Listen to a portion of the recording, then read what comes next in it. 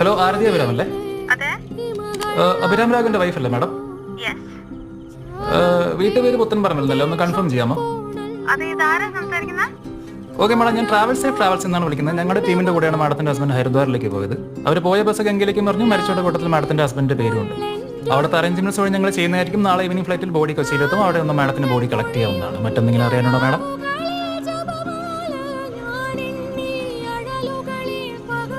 Hello madam, മറ്റെന്തെങ്കിലും അറിയാനുണ്ടോ?